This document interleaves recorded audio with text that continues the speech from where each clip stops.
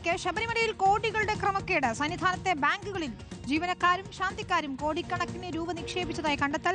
മണ്ഡല മകരവിളക്ക് കാലയളവിൽ ഏകദേശം 20 കോടിയോളം രൂപയാണ് വിവിധ അക്കൗണ്ടുകളിലെത്തിയത്. മാളികപ്പുറം മേൽശാന്തി മാത്രം 46.5 ലക്ഷം രൂപ നിക്ഷേപിച്ചതായാണ് റിപ്പോർട്ട്.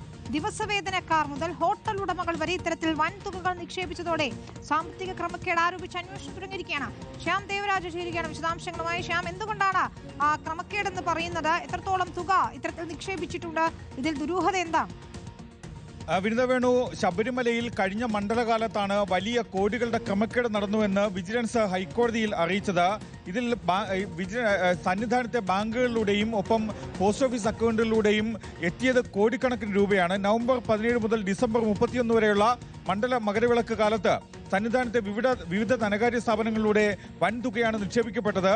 SBIയുടെ സന്നിധാനം ബ്രാഞ്ചിൽ 1667 ഇടപാടുകളിലൂടെ 8 കോടിയിലധികം രൂപ നിക്ഷേപിച്ചു. ധനലക്ഷ്മി ബാങ്കിന്റെ സന്നിധാനം ബ്രാഞ്ചിൽ 942 ഇടപാടുകളിലൂടെ 11.5 കോടി രൂപയോളം നിക്ഷേപിക്കപ്പെട്ടു.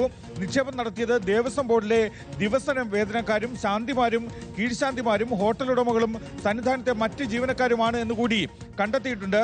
മാളികപ്പുറം മേൽശാന്തി നിക്ഷേപിച്ചത് 46 ലക്ഷം രൂപയാണ്. State Bank of India, Dhanlaxmi bank ഉൾപ്പെടെയുള്ള ബാങ്കുകളിലൂടെയാണ് ഈ രീതിയിലുള്ള കൈമാറ്റം നടന്നത്.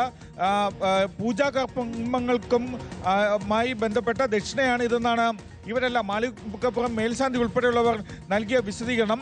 ഭക്തർ കൊണ്ടുവരുന്ന പൂജാ സാധനങ്ങളിൽ കലരുന്ന നാണയങ്ങളും നോട്ടുകളും കൈക്കലാക്കുക, കാണിക്കവഞ്ചി തുറക്കുമ്പോൾ പുറത്തേക്ക് വീഴുന്ന പണം മോഷ്ടിക്കുക തുടങ്ങിയ രീതികളിലൂടെയാണ് ജീവനക്കാർ പണം സമ്പാദിച്ചത് എന്നാണ് ഈ റിപ്പോർട്ടിലുള്ളത്. ശബരിമല സ്പെഷ്യൽ കമ്മീഷണർ ഹൈക്കോടതിയിൽ നൽകിയ റിപ്പോർട്ടിൽ പറയുന്നത് നെയ്യഭിഷേകം ഉൾപ്പെടെയുള്ള ചടങ്ങുകളിൽ ഭക്തരെ സഹായിച്ച് പണം വാങ്ങുക, ഡ്യൂട്ടി സമയത്ത് ലോട്ടറി കച്ചവടം നടത്തുക തുടങ്ങിയവയും ഈ ധനസമ്പാദന മാർഗങ്ങളായി കണ്ടെത്തിയിട്ടുണ്ട് എന്നതാണ്.